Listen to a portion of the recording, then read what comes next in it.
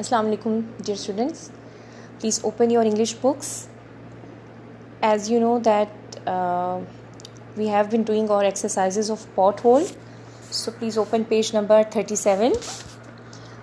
There is an exercise about prepositions.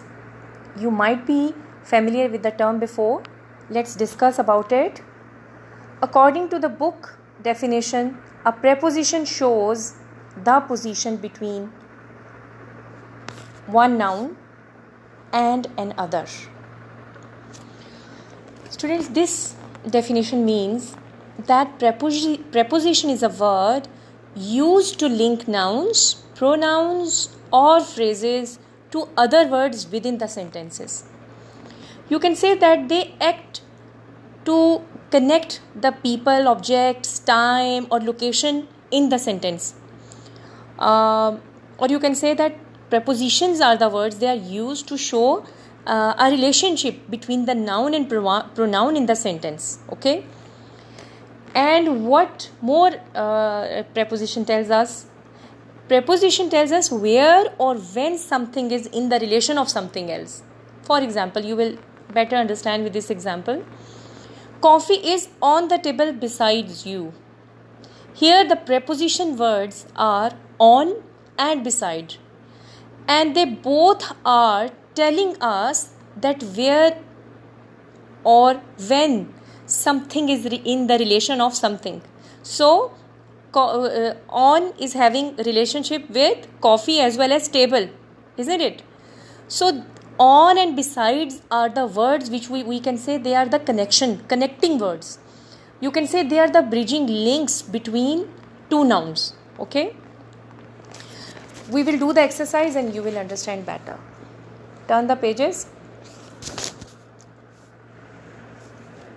So, here they want us to underline the prepositions in the following, then write new sentences of your own using the prepositions. Okay, first we will underline the preposition words. A is the carpet under the table was old.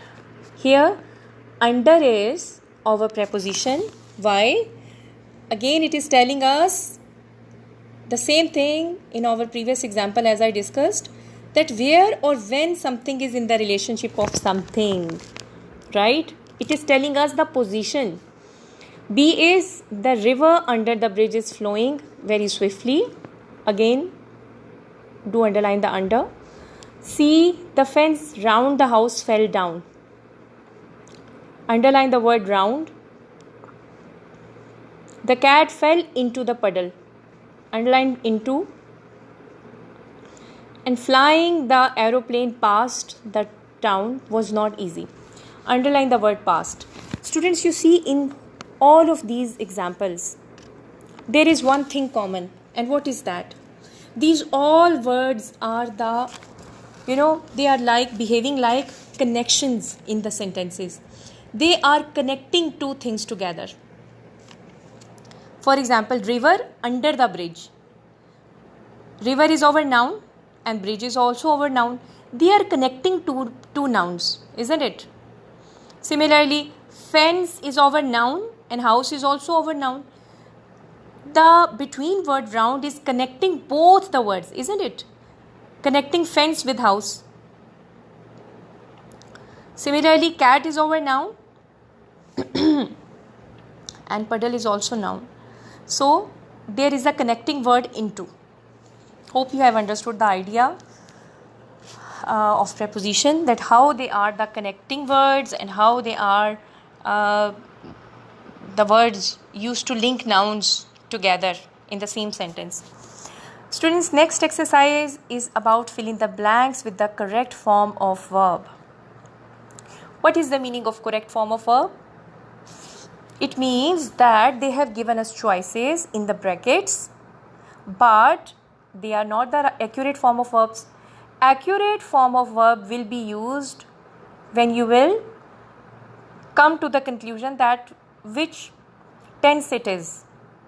Okay, we will see how we will do this exercise. A is Faiza dash back to her room. Can you use it?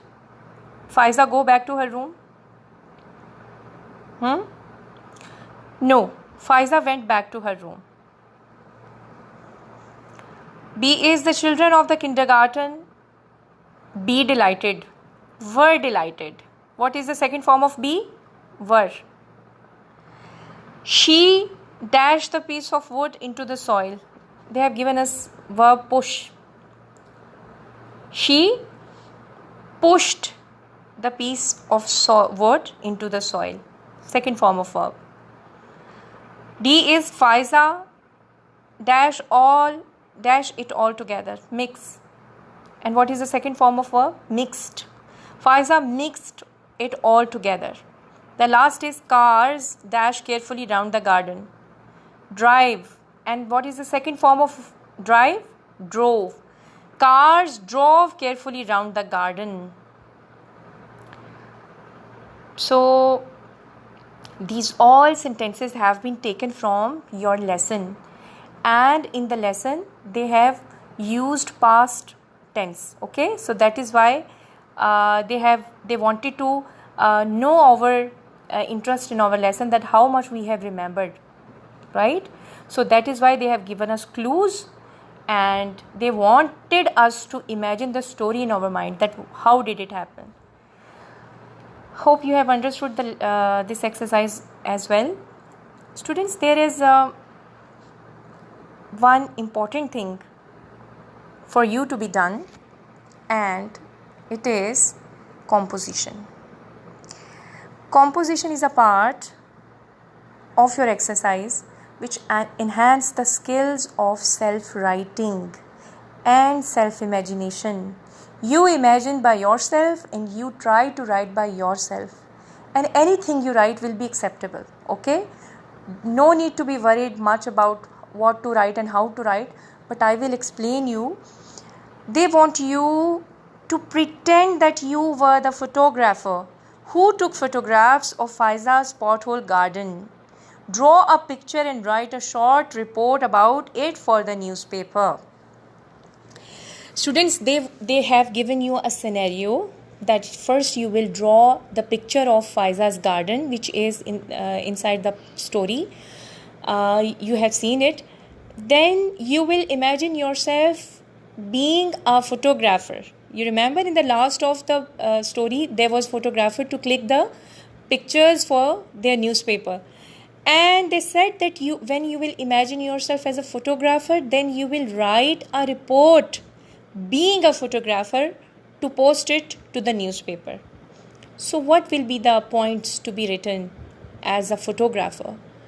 That what have you seen there, and how did you admire that girl's effort? What is in your mind about that girl's effort? She thought about the whole locality, and such kind of people are the best example to serve the whole humanity, isn't it? Such kind of things you will mention, or you can mention that how the garden seems like. Okay, the appearance of that garden, how many people you have seen over there, they were gathered to look the Faiza's garden. Okay, only 4 to 5 or 6 lines are required from you. Okay, take your time and write the composition in your as a homework. No need to rush. Okay, students, hope you have understood the activities. We will meet with the workbook activities in our next session. Till then.